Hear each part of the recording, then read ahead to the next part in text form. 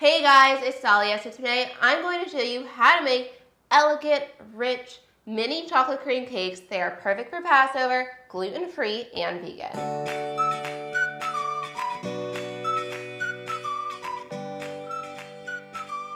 Whether you're looking to impress guests or you're just really craving something super chocolatey and sweet and creamy, you have got to try out this dessert. It is one of my favorites.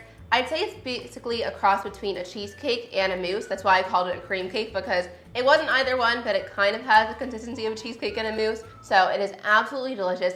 And although it does require a few more steps than just making a cookie or a regular cake, I'm telling you, it is so worth it. And it's really, really easy to make because you're doing basically everything in a blender. There's no dirtying like a ton of bowls. We're just using the blender and like maybe one other bowl. So it's that simple and it's minimal cleanup. So I cannot wait to share this recipe with you guys. And now let's get started. Step one is we are going to make the crust. So remember, these are gonna be little mini individual cakes. So we're gonna make the crust and then divide it out into the silicone pan. I'm starting with 1.5 cups of almonds, a few slivered almonds, and then I'm gonna add some maple syrup, a pinch of salt, and lastly, I'm going to add a little bit of melted coconut oil. Then I'm gonna close this up and blend it. I'm gonna scoop about 1.5 tablespoons of the filling into each of my silicone molds and then just press this down. And make sure it's really, really tight and compact. Once you've filled all the molds with your crust, and I would recommend buying a silicone mold that has more than 6 cavities because this is gonna make about 10 to 12. Now what you're gonna do is take a napkin or paper towel and just clean up the sides of each of these molds. Now I'm gonna pop these crusts in the freezer for about 30 minutes or until it's time to pour the chocolate filling inside. So the next step is to make the chocolate cream filling. So it's really, really easy and simple. It's all starting off in a blender cup. So I just washed my NutriBullet. And now what I have here is a ton of cashews which have soaked in water overnight. Well, actually, that's ideal. I forgot to soak mine overnight, so what I did is I just filled this bowl with my cashews, poured boiling water over it, covered it with a plate, and let it sit for like 30 minutes, and then they got really, really soft. So that's just like the quick way to do it, but either way works. I think I might have to do this in stages. Last time I made this, I did half the recipe. So actually, I am gonna do this in stages. If you have a bigger blender, you don't have to do this in stages, but this won't blend everything. So I'm gonna put my cashews in the blender, and next we have some water. Then I have here some maple syrup, vanilla extract, some salt, and cocoa powder. So now you want to blend your whole mixture for about a minute or two until it's super creamy, like a cheesecake filling. So I'm going to dump half of the coconut oil in. Remember, if you have a bigger blender, do all of this at once. And this is just melted virgin coconut oil, and it's time to blend it one more time. Oh my God, this looks crazy. It looks incredible, actually. Wow. Take a look at this. So good. I'm going to place this all into a larger bowl. Yeah, this is not the ideal blender for this recipe. It blends it really well. It's just not big enough. But I work with what I have, and you should also. Round 2.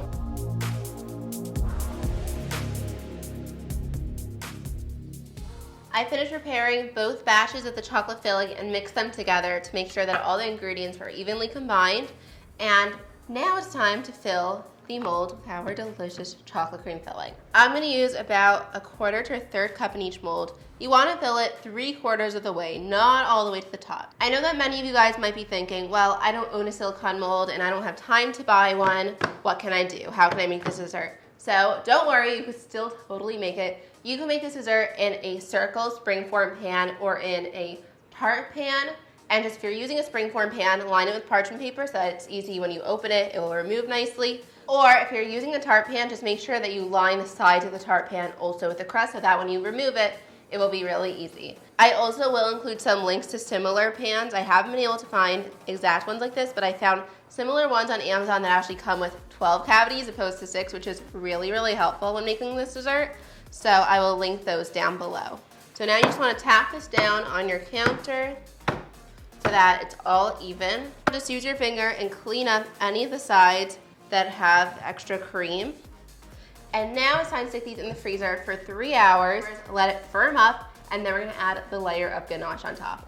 it's time to make a quick ganache. So I just poured some boiling almond milk over chocolate chips. You can use almond milk, regular milk, coconut milk.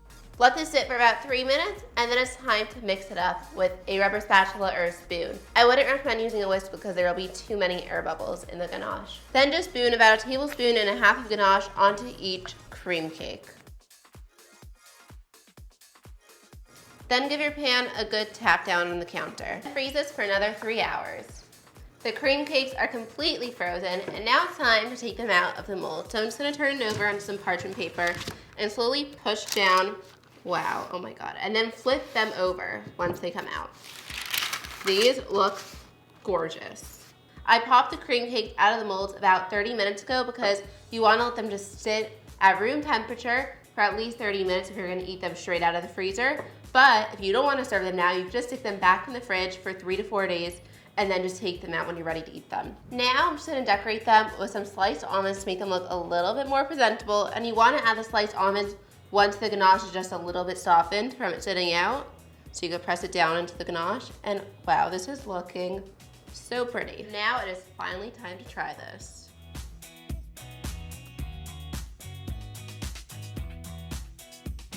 This is incredible. This dessert is out of this world.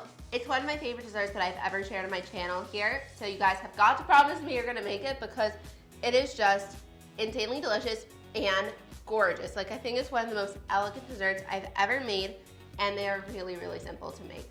So head to my website, it's raininflour.com. You can get the full recipe there. I'll also leave a link in the description box below so you can click on it and check it out. And just promise me, if you celebrate Passover, you're gonna make these. And even if you don't celebrate Passover, you can totally make them for any occasion or just because you want to treat yourself with a delicious dessert.